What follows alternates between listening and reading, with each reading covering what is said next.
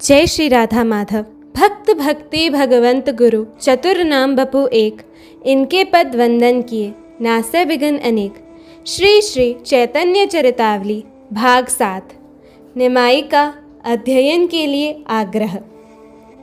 विद्या मनुष्य की अतुलनीय कीर्ति स्वरूपा है। भाग्य क्षय होने पर विद्या ही एकमात्र आश्रयदात्री है। विद्या संपूर्ण कामनाओं को पूर्ण करने वाली कामधेनु है। विरह में रति है और मनुष्य के तृतीय नेत्र के समान है। विद्या सत्कार की खानी, कुल की महिमा को बढ़ाने वाली और बिना ही रत्नों के सर्वोत्तम भूषण है। इसलिए संपूर्ण विषयों की उपेक्षा करके एक विद्या में ही अधिकार करने का प्रयत्न करना चाहिए। पुत्र स्नेह भी संसार में कितनी विलक्षण वस्तु है। जिस समय माता पिता का ममत्व पराकाष्ठा पर पहुंच जाता है, उस समय वे कर्तव्य अकर्तव्य के ज्ञान को खो बैठते हैं। बड़े बड़े पंडित भी पुत्र स्नेह के कारण अपने कर्तव्य से च्युत होते हुए देखे गए हैं। भगवान की माया ही विचित्र है। उसका असर मूर्ख पंडित सभी पर समान रूप से पड़ता है। पंडित जगन्नाथ मिश्र स्वयं अच्छे विद्वान थे, कुलीन ब्राह्मण थे, विद्या के महत्व को जानते थे, किंतु विश्वरूप के विछोह से वे अपने कर्तव्य को खो बैठे। सर्वगुण संपन्न पुत्र के असमय में धोखा देकर चले जाने के कारण उनके हृदय पर एक भारी चोट लगी। वे इस विछोह का मूल कारण विद्या को ही समझने लगे। उनके हृदय में बार बार यह प्रश्न उठता था, यदि विश्वरूप इतना अध्ययन न करता, यदि मैं उसे इस प्रकार सर्वदा पढ़ते रहने की छूट न देता, तो संभव है मुझे आज यह दिन न देखना पड़ता। इसलिए इनके मन में आया कि अब निमाई को अधिक पढ़ाना लिखाना नहीं चाहिए। हाय रे मोह! इधर अब तक तो निमाई कुछ पढ़ते ही लिखते न थे। दिन भर बालकों के साथ उपद्रव मचाते रहना ही इनका प्रधान कार्य था, किंतु विश्वरूप के गृह त्यागने के अनंतर इनका स्वभाव एकदम बदल गया। अब इन्होंने उपद्रव करना बिल्कुल छोड़ दिया। अब ये खूब मन लगाकर पढ़ने लगे। दिन भर खूब परिश्रम के साथ पढ़ते और खेलने कूदने कहीं भी न जाते। माता पिता के साथ भी अब ये सौम्यता का बर्ताव करने लगे। इस एकदम स्वभाव परिवर्तन का पिता के ऊपर अच्छा प्रभाव नहीं पड़ा। वे सोचने लगे, मुझे जो भय था वही सामने आ उपस्थित हुआ। निमाई भी अब विश्वरूप की भांति अध्ययन में संलग्न हो गया। इसकी बुद्धि उससे कम तीव्र नहीं है। एक ही दिन में इसने संपूर्ण वर्णों की जानकारी कर ली थी। यदि इसे भी अध्ययन के लिए विश्वरूप की भांति स्वतंत्रता दे दी जाए, तो यह भी हमारे हाथ से जाता रहेगा। यह सोचकर उन्होंने एक दिन निमाई को बुलाया और बड़े प्यार से कहने लगे, बेटा, मैं तुमसे एक बात कहता हूँ। तुम्हें मेरी वह बात चाहे उचित हो या अनुचित माननी ही पड़ेगी। निमाई ने नम्रतापूर्वक कहा, पिताजी, आप आज्ञा कीजिए। भला मैं कभी आपकी आज्ञा को टाल सकता हूँ? आपके कहने से मैं सब कुछ कर सकता हूँ। मिश्र जी ने कहा, हम तुम्हें अपनी शपथ दिलाकर कहते हैं, तुम आज से पढ़ना बंद कर दो। हमारी यही इच्छा है कि तुम पढ़ने लिखने में विशेष प्रयत्न न करो। जिस दिन से विश्वरूप गृह त्याग कर चले गए थे, उस दिन से निमाई माता पिता की आज्ञा को कभी नहीं टालते थे। पिता की बात सुनकर इन्होंने नीचे सिर झुकाए हुए ही धीरे से कहा, जैसी आज्ञा होगी मैं वही करूँगा। इतना कहकर ये भीतर माता के पास चले गए और पिता की आज्ञा माता को सुना दी। दूसरे दिन से इन्होंने पढ़ना लिखना बिल्कुल बंद कर दिया। अब इन्होंने अपनी वही पुरानी चंचलता फिर आरंभ कर दी। लड़कों के साथ गंगा जी के घाटों पर जाते, घंटों जल में ही स्नान करते रहते। कभी अपने साथियों को लेकर लोगों के ऊपर पानी उलीचते। स्त्रियों के पास चले जाते, छोटे छोटे बच्चों को रुला देते।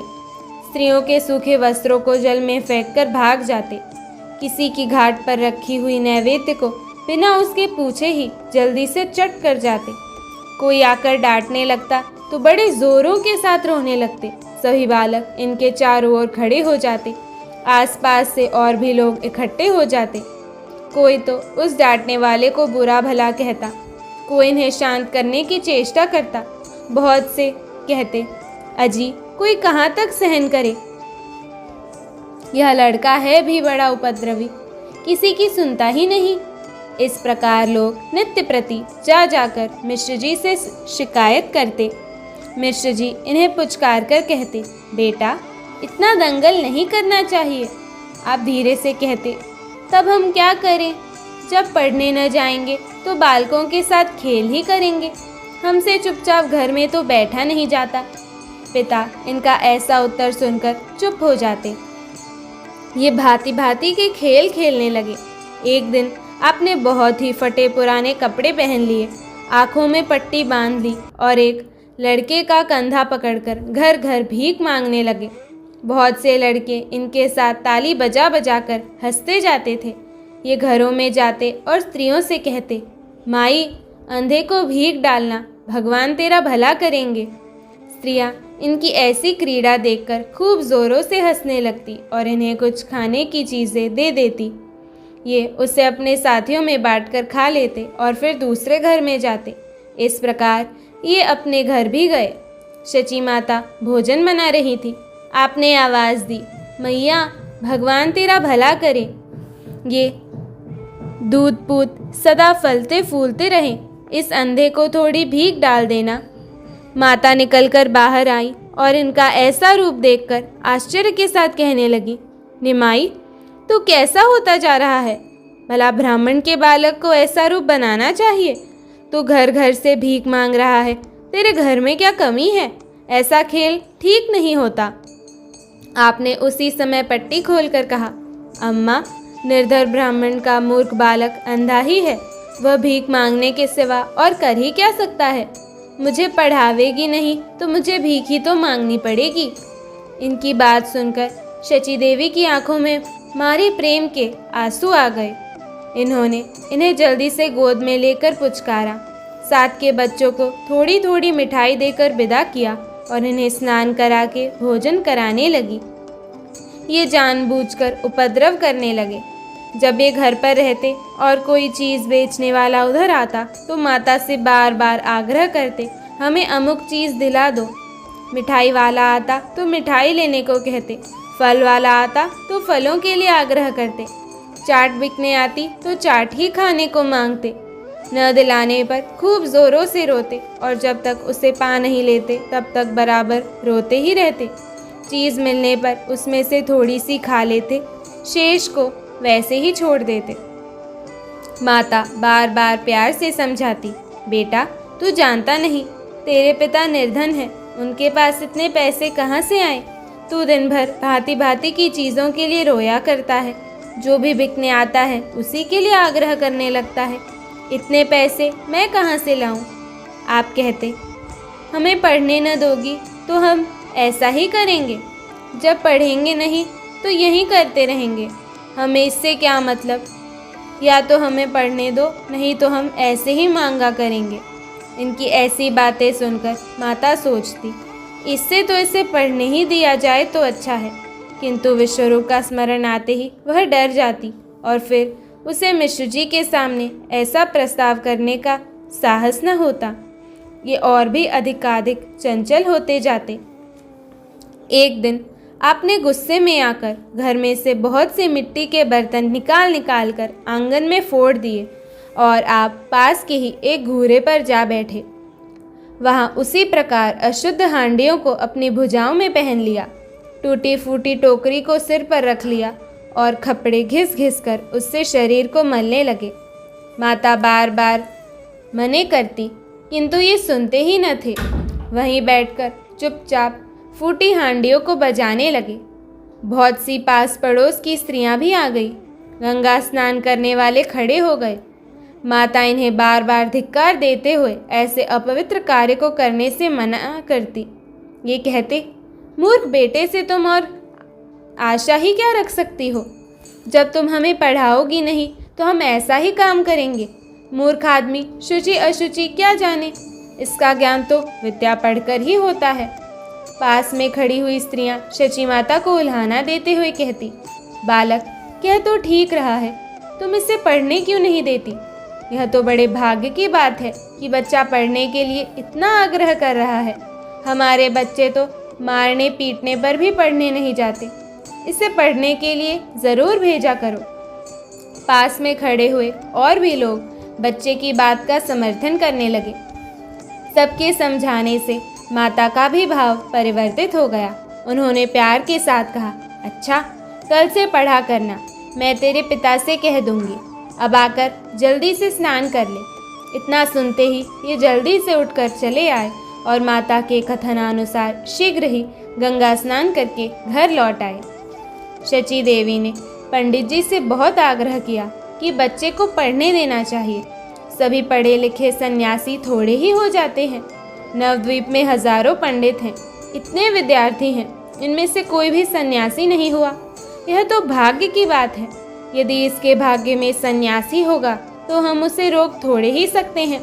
ब्राह्मण का बालक मूर्ख ठीक नहीं होता। और भी बहुत से लोगों ने पंडित जी से आग्रह किया। सब लोगों के कहने से पंडित जी ने पढ़ने की सम्मति दे दी। निमाई खूब मनोयोग के साथ पढ़ने लिखने लगे। अब इन्होंने सभी प्रकार की चंचलता छोड़ दी। एक दिन इन्होंने नैवेद्य का पान खा लिया। उसे खाते ही ये बेहोश हो गए। थोड़ी देर में होश आने पर इन्होंने माता से कहा, अम्मा, भैया विश्वरूप मेरे पास आए थे। उन्होंने कहा, तुम भी सन्यासी हो जाओ। हमने कहा, हम बालक हैं, भला हम सन्यास का मर्म क्या समझें। हम तो अपने वृद्ध माता पिता की सेवा ही करेंगे, यही हमारा धर्म है। हम अपने माता पिता को छोड़कर कहीं जाना नहीं चाहते। मेरी बात सुनकर उन्होंने कहा, अच्छा तो ठीक है, माताजी के चरणों में हमारा प्रणाम करना, अब हम जाते हैं। यह कहकर वे चले गए। इस बात को सुनकर माता को विश्वरूप की याद आ गई।